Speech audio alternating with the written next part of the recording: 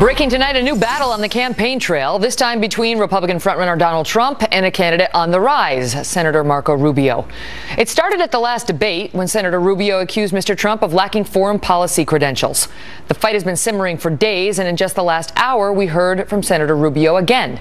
Here's part of the latest exchange, starting with Trump earlier today. Look, Marco Rubio sits behind a desk sometimes, and he reads stuff. He's in, committees, so that's all he does. I create jobs all day long. I'll know more about all of this than all of them put together, and believe me, we'll have a winning strategy.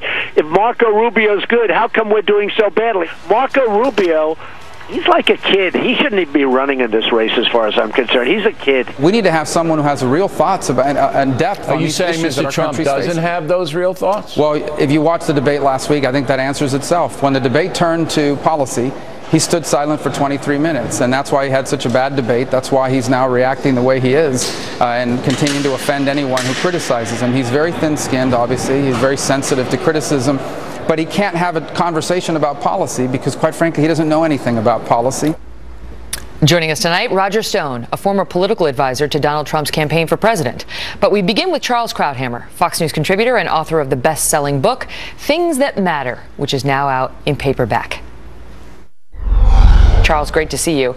I mean, I can feel the Twitter feed firing up right now on the thins. Rubio says he's thin-skinned. He says he doesn't know anything about foreign policy. He says he had a bad debate.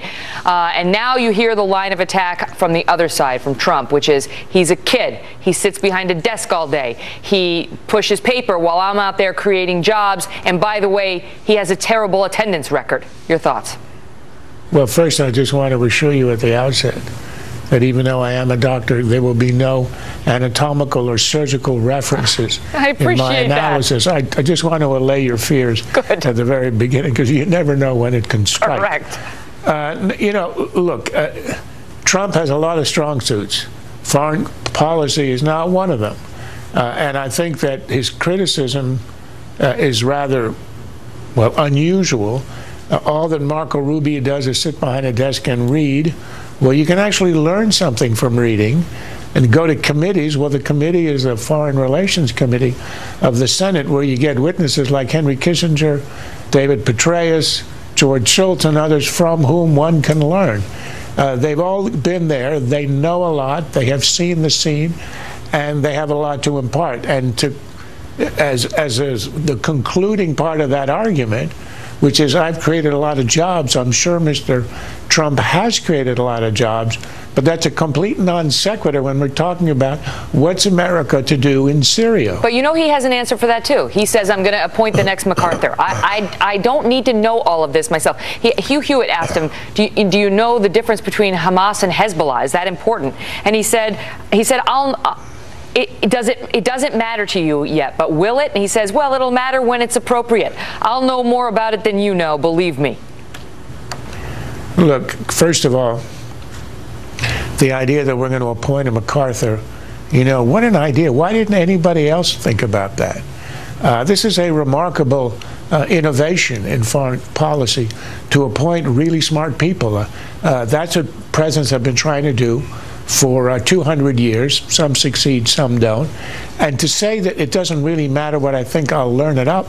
Well, listen, the other side, the Iranians, the Syrians, ISIS, the Russians, the Chinese, will know. And when a president comes into office, he doesn't have a grace period, a honeymoon, that our adversaries in the world are going to grant him until he does the reading and the studying and the committee meetings that Mr. Trump is ridiculing in Marco Rubio.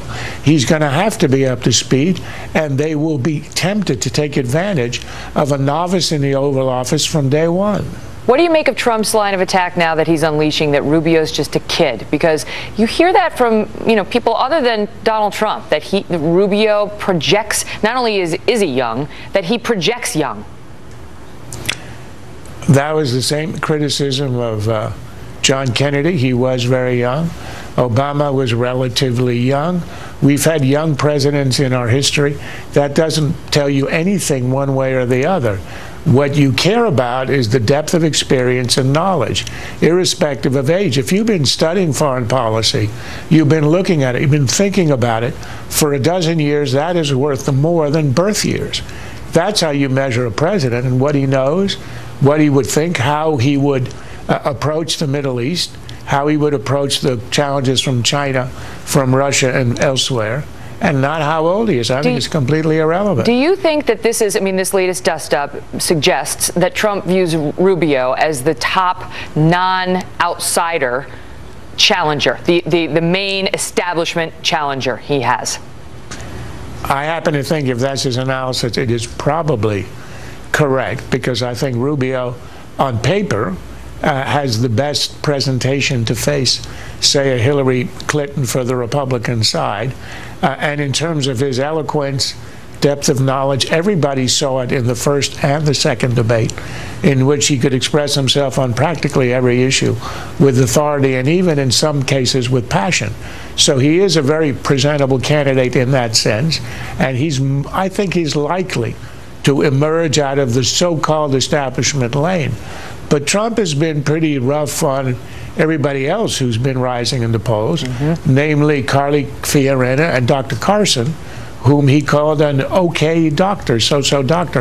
I have wondered what exactly is the medical expertise that prepares Trump to make judgments about the skills and the knowledge of a neurosurgeon. I'd like to hear that.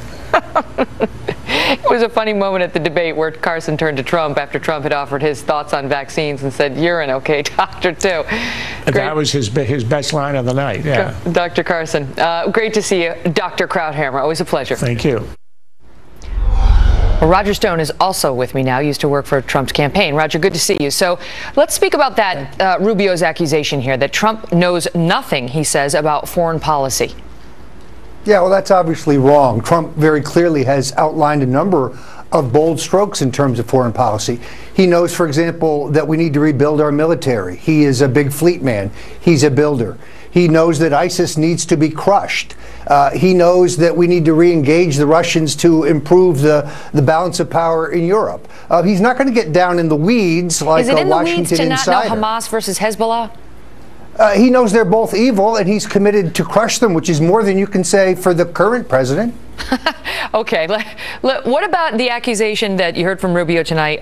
He's too thin-skinned. He's thin-skinned. He goes after anybody who offers a critique of him, valid or invalid.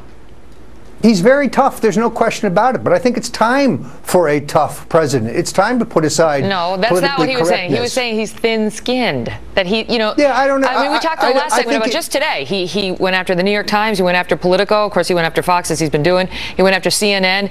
I mean, all of them are unfair, according to Donald Trump. Well, I think there are a lot of voters who believe that career politicians and the elite media are in bed together. Trump is very combative. It is his style, but it is why he has risen in the polls. It's also why, interestingly enough, he seems to be holding his position in the 3 early states. So he continues to be the front runner. And we have another debate. I have no doubt about him outlining an economic policy and continuing to lay out additional views on foreign policies. But the idea that being in the Florida legislature and then sitting for half a term, or a little more than half a term, in the U.S. Senate prepares you to be president. I like Marco Rubio. I think he might be president someday.